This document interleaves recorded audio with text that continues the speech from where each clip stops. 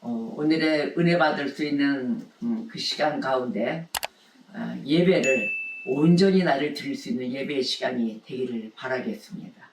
오늘 은혜 받을 말씀은 시 101편 7절에서 8절의 말씀으로 다 같이 합독하겠습니다.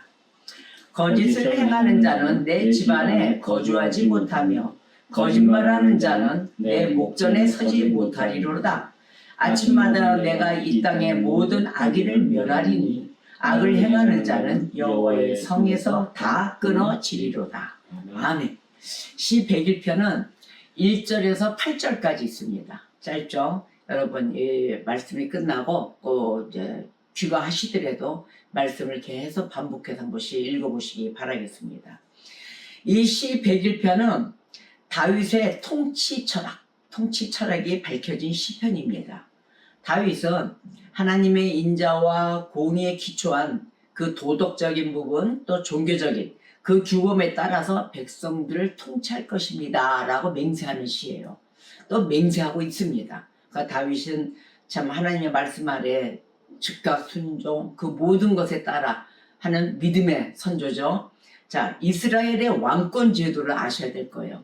이스라엘의 그 왕권 제도는 하나님께서 택한 자를 통해 가지고 이스라엘 백성을 다스린다 이런 개념 위에 세워진 것입니다. 누구의 통치 아래? 개인의 통치가 아니에요. 하나님께서 택한 자가 하나님의 뜻에 따라서 그래서 하나님의 백성을 다스려야 되는 이런 개념을 갖고 있습니다. 이것이 왕권 제도입니다. 그래서 이스라엘 왕은 항상 하나님의 뜻에 따라 나라를 다스려야만 했던 것이죠. 자, 이러한 것을 봤을 때 우리가 왕을 함부로 새겨서는 안 됩니다. 왕, 아무나 왕이 되는 게 아니죠. 내 뜻대로 가는 그런 왕은 독재, 잘못된 것입니다. 그리고 하나님의 뜻에 따라야 되는데 그 하나님의 말씀과 배움이 없이는 잘 세워질 수가 없습니다. 오늘 시 101편 3절에 보면은 여호와는 우리 하나님이신 줄 너희는 알지어다 그랬어요. 그는 우리를 지으시니요 우리는 그의 것이니 그의 백성이요 그의 기르시는 양이로다. 아멘. 우리는 단지 양일 뿐입니다. 모든 것은 하나님의 주권 아래에 있는 것입니다. 그래서 우리가 기독교인, 그리스도인 이런 기독교의 신앙에 있어서 우리가 바르게 알아야 될 가장 기초적인 부분이 있습니다. 그것이 무엇이냐 하면은 종교개혁의 5대 강령이 있습니다. 그리고 칼빈주의의 5대 교리입니다. 이 두 가지만큼은 기초 바탕으로 세워져야만이 우리의 그 믿음과 성경에 대한 해석과 이런 것이 흔들리질 않아요. 너무도 많은 이단과 사이비와 뭐 이런 것들이 가짜 사기꾼들 그 목사 타이틀을 쓰고 나서 사기꾼 노릇이라고 하나님의 복음을 전하는 일을 하는 것이 아니라 진짜 총칼을 들고 나가서 사람들을 폭동에 일으키는데 쓰이게끔 뭐라 그럴까 유혹을 하고 이렇게 쓰는 자가 어디 목사고 뭐 하다못해 거짓 선지자라고까지 이름을 타이틀을 붙여요? 아니에요. 거짓 선지자 축에도 못 껴요. 그냥 사기꾼 그 자체입니다. 그런데 그것에 따라서 사람들이 그 밑에 가서 있는 걸 보면 그 사람들이 안타까울 뿐입니다. 그래서 오늘의 전달하는 이 종교계의 5대 강령 그 다음에 칼빈주의 5대 교리는 여러분들이 꼭 체크하셔서 이거는 기초의 바탕으로 계속해서 읽고 또 읽고 우리의 그 믿음의 심령 아래에 새겨들도록 해야 될 것입니다. 자, 그러면 종교개혁 5대 강령은 무엇이냐면은 5가지인데 첫째, 오직 성경입니다. 우선이 오직 성경이에요. 두 번째는 오직 그리스도예요. 예수 그리스도. 세 번째는 오직 은혜입니다. 네 번째 은혜 받았죠? 네 번째 오직 믿음. 자, 맨 앞에마다 오직이 들어가서 다른 게 섞일 필요가 없다는 거예요. 오직 믿음. 5번째 오직 하나님께 영광입니다. 이게 5대 강령이에요. 자, 그러면 해석을 해줄게요. 첫째, 오직 성경. 그 성경이란 말은 뭐냐면은 우리가 잘 들어야 될 게 로마 카톨릭 교회 이제 천주교, 구교 이렇게 얘기하죠. 로마 카톨릭 교회의 그 교리나 교부들의 가르침보다 성경이 기독교 교리의 유일한 원천이다 이런 의미예요. 그래서 오직 성경이라는 것입니다. 오직 성경. 이제 아셨죠? 성경이 어떻다? 기독교 교리의 유일한 원천. 바로 이것입니다. 그래서 오직 성경을 벗어나서는 안 돼요. 두 번째로는 오직 그리스도 이랬습니다. 오직 그리스도는 누구십니까? 우리의 유일한 어느 누구도 없는 구원자이십니다. 자, 예수 그리스도 이외에 그 어떤 신도 없습니다. 그 어떤 신이나 성인 그러잖아요. 우리 천주교에 가면은 막 그 성당 앞에 보면 성인 누가 이랬다 어느 뭐 교부다 뭐 이렇게 가지고 막 성인 누구누구 막 세워놔요. 그 성인도 구원에 도움을 줄 수가 없습니다. 오직 예수 그리스도만이 구원에 이르는 구원자이십니다. 그래서 이러한 것 때문에 구원을 도움을 줄 수 없는 어느 누구도 따라가지 말고 오직 그리스도 한 분이시다라는 뜻이에요. 그래서 오직. 자, 셋째. 그러면 그리스도를 통하여 받은 은혜가 있지 않겠습니까? 오직 은혜예요. 이 은혜는 뭐냐면 인간이 세운 계획이 있어요. 그 계획이나 또 인간이 하는 그 노력, 그 어떤 것도 구원에 이를 수가 없다입니다. 예수 그리스도를 통한 은혜 외에는 구원에 이를 길이 없어요. 그래서 인간이 아무리 만들려고 해도 될 수가 없다는 뜻이죠. 이 구원은 전적으로 하나님의 주권 아래에 있습니다. 그러므로 하나님께서 값없이 주시는 선물이라는 뜻입니다. 하나님께서 어떻게 해요? 값없이 주시는 선물이에요. 이 선물을 우리는 받아야 되는 것입니다. 이것이 오직 은혜예요. 자, 그렇다 보면 은혜 받으면 뭐가 생겨요? 믿음이 생겨요. 그래서 오직 믿음이에요. 이 값없이 주시는 구원의 은혜, 그 은혜는 오직 믿음으로만 가능하다 이러는 뜻이에요. 오직 뭘로? 믿음으로만. 그래서 복 중에 복은 뭐예요? 믿음의 복인 거예요. 이 믿음의 복이 있어야만이 내 모든 삶이 안정이 되고 건강해진다는 것입니다. 근데 다른 어떤 수단, 그 방법도 이거는 유효하지가 않습니다. 이 오직 믿음에는 되질 않아요. 이걸 우리가 이신칭의라고 부르는데 믿음을 인하여 의롭다함을 받는다 이러잖아요. 이거를 네 글자로 이신칭이라 하는데 로마서 5장 1절에 보면은 이렇게 말씀하십니다. 그러므로 우리가 믿음으로 의롭다 하심을 받았으니 무엇으로? 믿음으로 의롭다 하심을 받았으니 우리 주 예수 그리스도로 말미암아 하나님과 화평을 누리시라. 얼마나 좋습니까? 그래서 오직 의인은 믿음으로 말미암아 살리라 해가지고 로마서 1장 17절에도 이렇게 말씀을 하시고 계세요. 그러니까 우리가 이신칭의 믿음으로 우리가 살아가야 된다 이런 말씀을 하죠. 그래서 오직 믿음입니다. 그러다 보니까 오직 성경을 인하여 예수 그리스도를 인하여 또 은혜 받고 믿음으로 달려왔더니 우리는 어떻게 됐어요? 오직 하나님께 영광을 돌린다는 것입니다. 어느 인간과 성인 뭐 이런 게 다 필요 없어요. 오직 하나님께만 영광이에요. 자, 그래서 오직 하나님께 영광, 이 구원의 모든 과정이 하나님의 역사로 인한 것이기 때문입니다. 그래서 오직 하나님께 영광이에요. 인간의 모든 공로, 기여가 들어갈 틈이 없는 거죠. 그러므로 모든 영광은 하나님께 돌려져야 한다. 자, 하나님은 인간에게 영광을 받으시기 위해서 우리 인간들을 창조하셨습니다. 그래서 창세기에 보면 창조의 역사가 다 나오죠. 하나님은 우리에게 영광을 받기에 합당하신 분이에요. 우리는 더 이상의 어떠한 그 누구를 바라보며 인간에게 공을 돌리고 일할 계제가 하나도 없습니다. 이것이 바로 개혁주의, 바로 5대 강령, 바로 이러한 것을 우리가 알아둬야 될 것입니다. 종교개혁이 이렇게 해서 일어났죠. 우리가 이 5대 강령을 지극히 알아야만이 교리가 들어와요. 장로교, 특히나 우리 청교도의 주에는 칼빈주의의 교리를 바탕으로 하고 있습니다. 제일 합당한 교리다 해서 가는 거죠. 자, 그러면 칼빈주의 5대 교리 중에 우리가 5가지를 봐야 되는데, 이거는 인간들이 우리가 어떤 모습으로 있는가를 우리 자신들을 깨우쳐주는 교리예요. 첫째는 5가지가 있는데 5가지를 먼저 알려드릴게요. 5가지 중 첫 번째, 인간은 전적인 타락된 인간들입니다. 전적인 타락이다 이렇게 얘기해요. 그 두 번째는 무조건적 선택. 자, 세 번째는 제한 속죄 이랬어요. 네 번째는 불가항력적 은혜다. 5번째 성도의 견인이다. 이렇게 해서 이야기합니다. 제가 설명을 드리겠습니다. 첫째, 전적 타락을 이야기하는데 인간은 구원을 받을 만한 어떤 행동도 할 수 없다는 의미예요. 아까 그랬죠? 우리 인간이 할 수 있는 건 아무것도 없어요.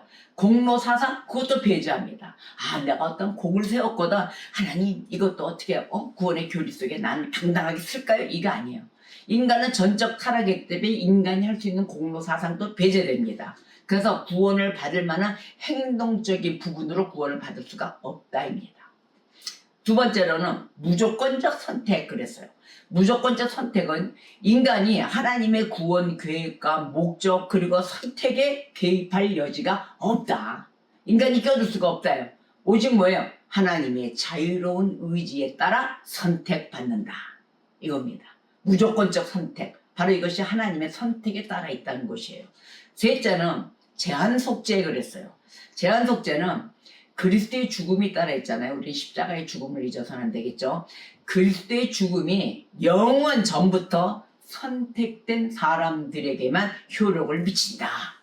제한 속죄. 그래서 제한됐다. 이 속죄함은 제한되어 있다. 이런 뜻이에요. 자, 그러면 아니 그리스도의 죽음이 영원 전부터 그 영원 선택된 사람들한테만 효력을 미친다는데 어떤 사람들입니까? 바로 지금 이 순간까지 그리스도를 주로 영접한 모든 사람에게만 유효하다. 바로 이게 제한 속죄입니다. 그러면 누구예요? 그리스도를 어떻게 해요? 믿고 따라와야 되겠죠? 바로 믿음으로 인하여 의롭다함을 받는다. 이 신칭의 교리가 강령이 또 적용됩니다. 그래서 그리스도를 주로 영접한 모든 사람, 앞으로도 생기겠죠? 앞으로도 많이 생겨야 돼요. 예수 그리스도를 주로 영접해야 됩니다. 그래서 속죄함을 받고 있다는 거죠. 자, 네 번째, 불가항력적 은혜다 그랬어요. 불가항력적 은혜. 하나님의 택함을 받은 사람은 거부할 수가 없습니다. 이 은혜를 한번 받으면 주님이 콜링을 했어요. 딱 묶어뒀어요. 그러면 나 가기 싫어요. 왜 나를 이렇게 내 세상 속에서 내가 잘 살고 아주 신나게 살고 있는데 이러지 마세요. 막 이러잖아요. 바보 같은 짓이죠. 모르니까. 그런데 어느 기간 동안은 반항하고 거부할 수 있어요. 몰라 뭐 진탕 한 대 맞고 그래서 맞고 올래? 그냥 올래? 우리가 이런 소리 하죠. 그런데 반항하고 거부도 할 수 있지만 끝까지 그럴 수는 없다입니다. 이것이 바로 불가항력적 은혜예요.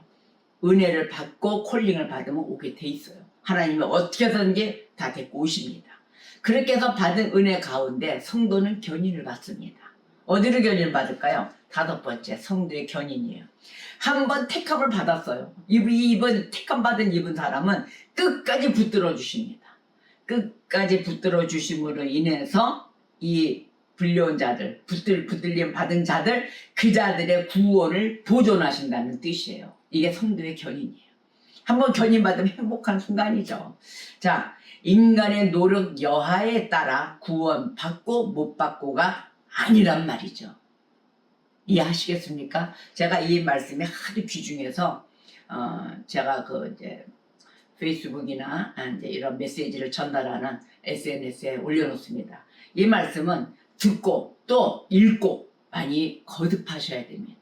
그래서 내가 생활 가운데 기초돌이 되어야 됩니다. 이건 기초공사예요. 이 기초공사가 없이는 여러분 위험한 길로 빠질 수가 많습니다.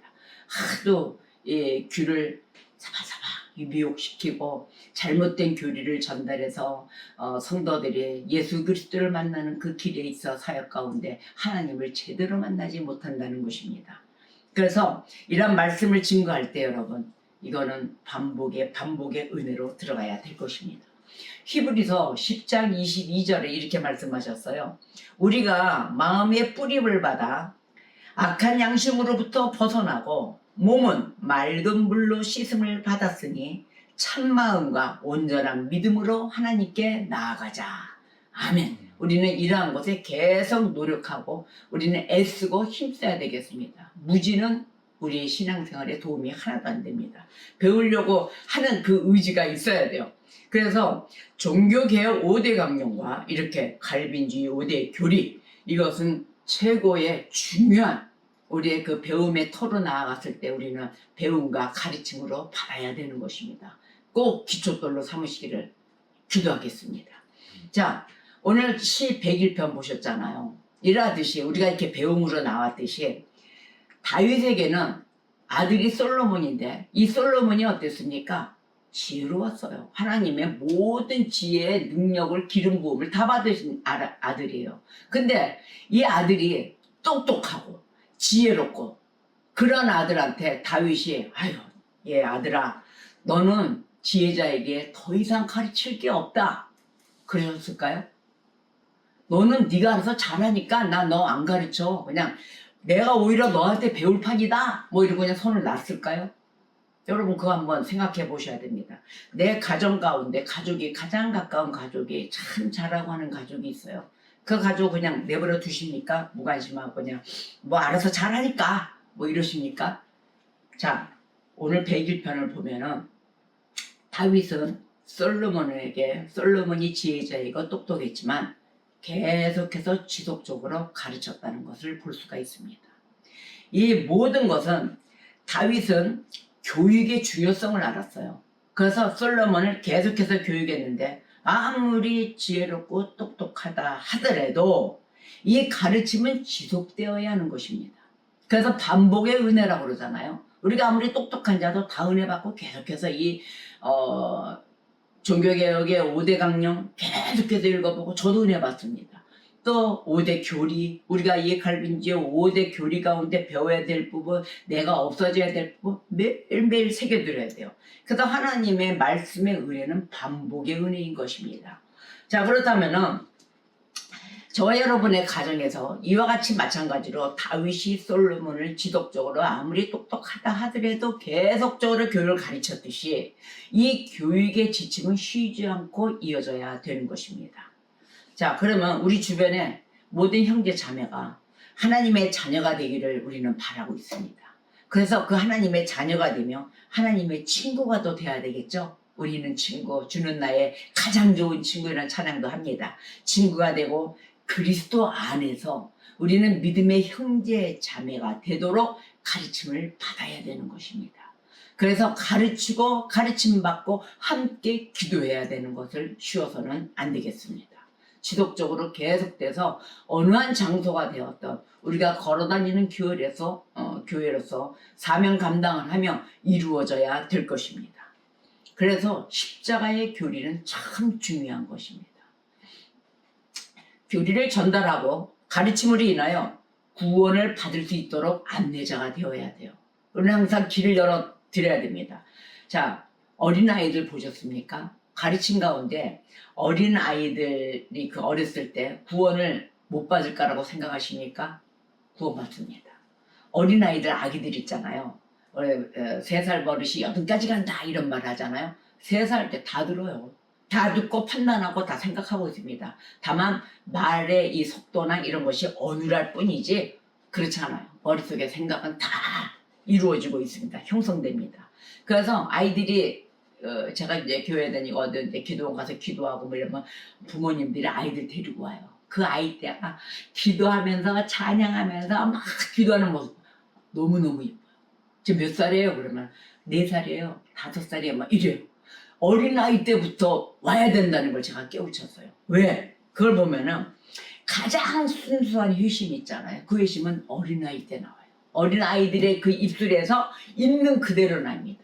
그래서 아이들이 하나님의 말씀이나 그 은혜의 교리에 대해서 쟤는 저렇게 들어도 잘 이해가 안 가고 지식이 부족할 거야 라는 이 선입관이 있잖아요. 천만의 말씀입니다.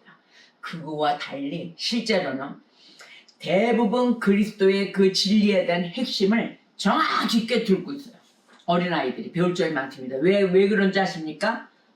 보고 듣는 대로 하거든요. 아이들은 보고 듣는 대로 계산이 없습니다. 거기에 살을 붙이고 할 것이 없어요. 가장 순수하며 솔직히 명확하게 말하는 것입니다. 그래서 아이들에게 그저 복음의 씨앗만 심어줄 것이 아니에요. 그 아이들에게도 자라나기를 기다리지 말고 회심할 수 있도록 이끌어줘야 됩니다. 지금 당장 잘못된 거 지적해서 또 그러면 내가 회개하고 하잖아요. 내 용서를 비는 거죠. 용서를 빌지만 아이들의 입술에서 나온 그 용서를 비는 거 2번 다시 안 해요. 기억이 있기 때문에. 바로 이런 어린아이 신앙서부터가 가장 좋다는 것입니다.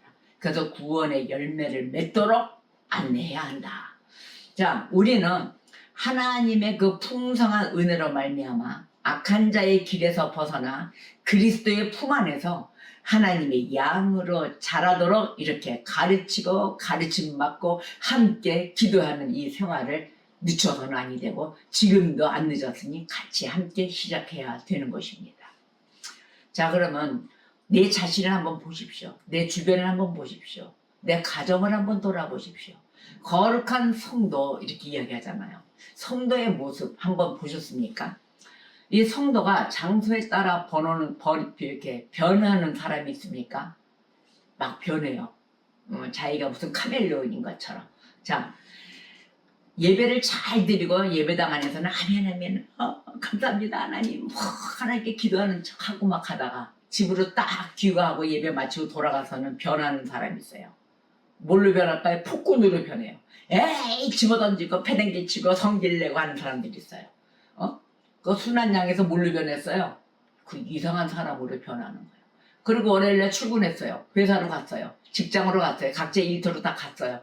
가서는 세상 사람으로 변해 있어요. 하나님의 사람이 아니고 세상 사람으로 변해 있어요. 이렇게 되어서 되겠습니까? 이렇게 되어서는 안 됩니다. 여러분, 교회 나와서 예수 그리스도를 따라 그것에 따라 우리가 그리스도인으로의 삶을 살 때 성도라는 말이 붙습니다. 거룩한 성도라면은 이런 말을 고백할 줄 알아야 됩니다. 내가 온전한 마음으로 행할 것입니다 라고 우리는 말할 수 있어야 되는 것입니다. 어느 곳 어느 장소 바뀌었다 하더라도 환경이 바뀌고 한다 하더라도 성도는 성도인 것입니다. 하나님의 사람은 그 하나님의 말씀과 함께 생활하는 자가 되어야 될 것입니다.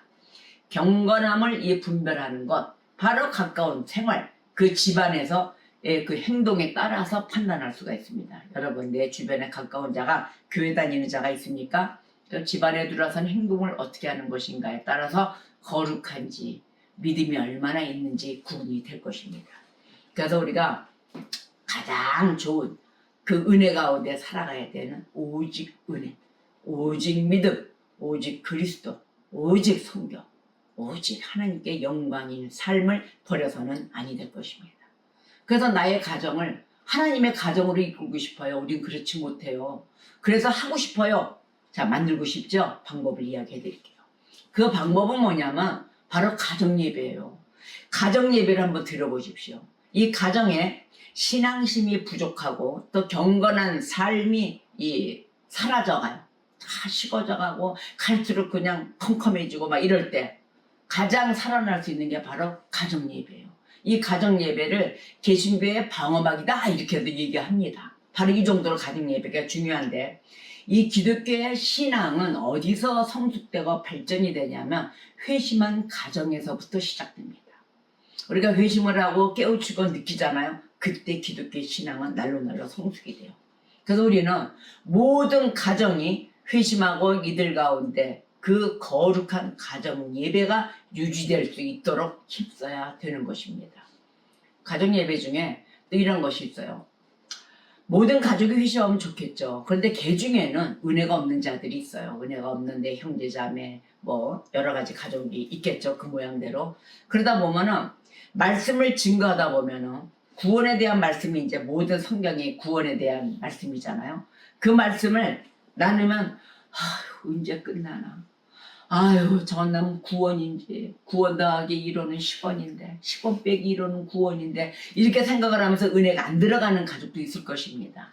자 그런데 말씀 가운데 구원을 던지고 나누고 할 때 은혜가 들어갔으면 좋겠지만 그 심령에 그 은혜 받지 못한 심령에 전달하는 가족인 나는 무엇라 꼬집어서 얘기할 수 있는 말이 없습니다.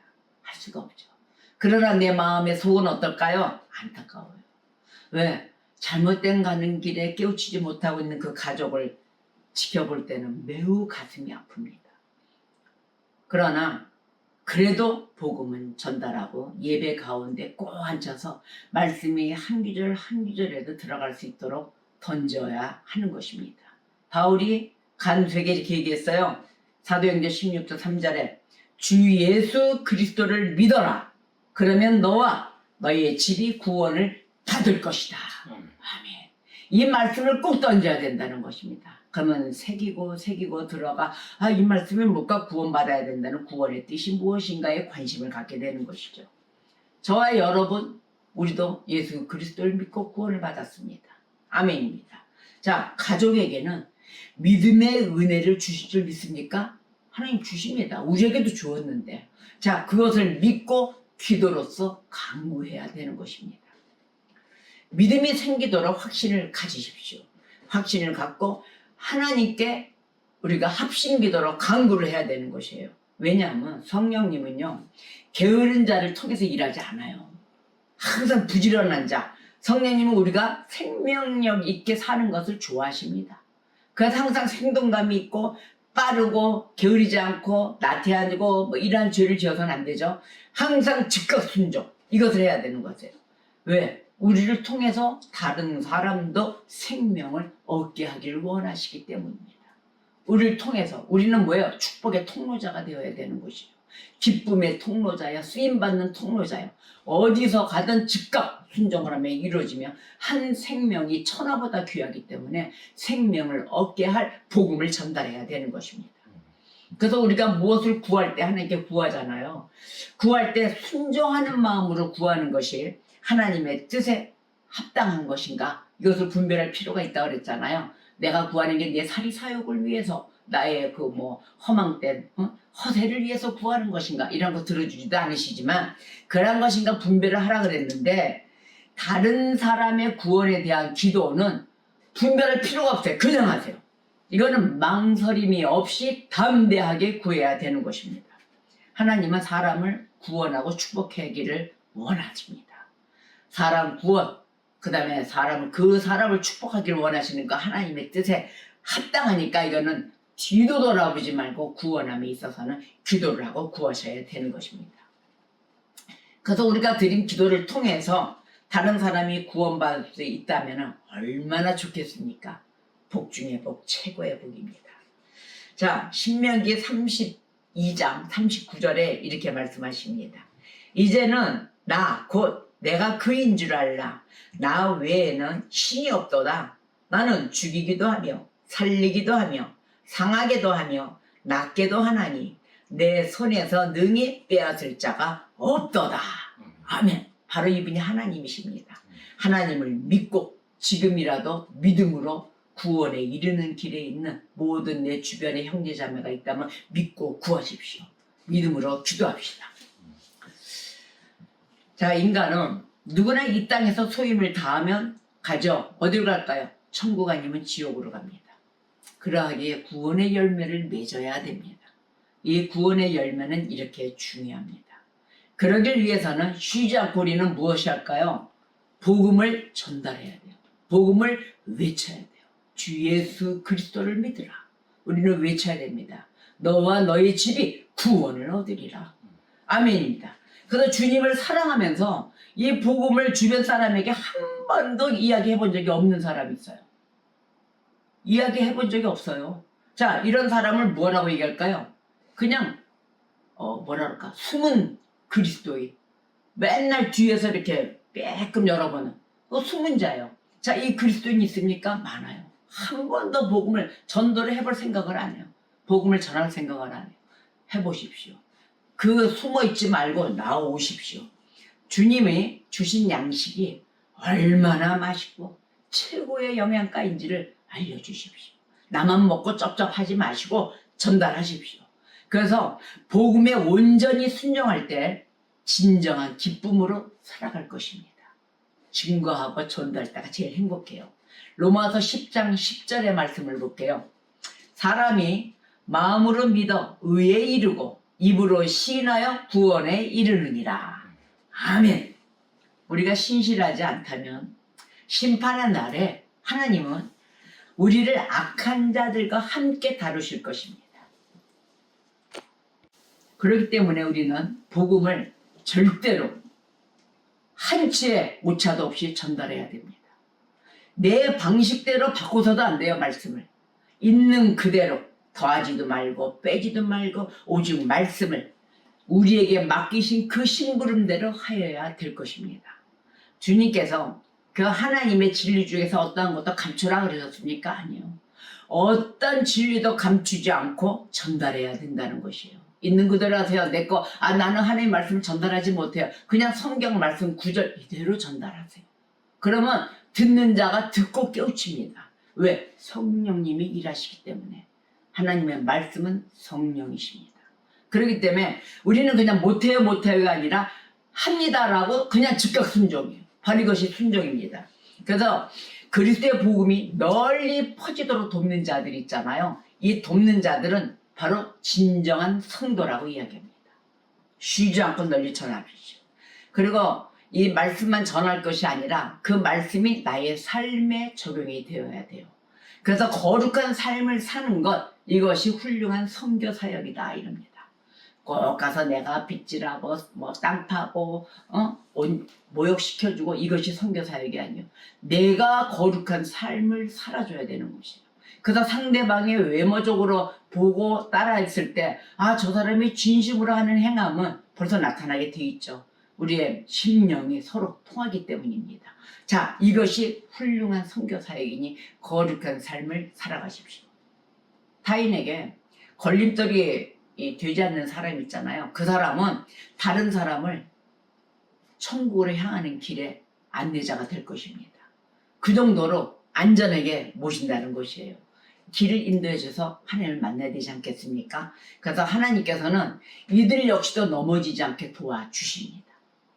자, 그러면 하나님께서 우리와 함께 하시면 모든 것이 가능하다. 아멘. 우리가 기도를 하는 이유는 무엇입니까? 하나님의 동행을 바라기 때문입니다. 여러분, 하나님의 동행이 있으면 능치 못함이 없습니다. 그래서 주님께서 이러한 능력을 부어주시면 저와 여러분은 열정의 불길이 그냥 그 불길 속에서 표대를 향하여 달리게 되어 있습니다. 쉬지 않고 힘을 내십시오. 하나님, 저와 여러분의 이 심령에 저 사람도 전도가 되고 나의 그 모든 영혼이 살아서 정말 믿음의 후손으로 갔으면 좋겠습니다 라는 이 부흥이잖아요. 제발 좀 부흥이 일어나게 해주세요 라는 이런 마음이 있다면 이미 부흥이 시작된 것입니다. 여러분 믿으십시오.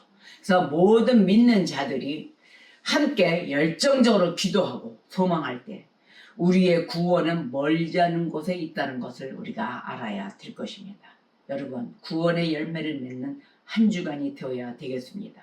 복음을 전달하시고 하나님의 뜻에 우리가 즉각 순종하며 심부름하며 이 교육의 지침은 쉬지 않고 가르치며 가르침 받고 우리가 함께 기도하는 거룩한 성도 됨으로써 거룩한 삶 아래 하나님께 영광을 올려드리는 한 주간이 되시기를 주님의 이름으로 축복합니다.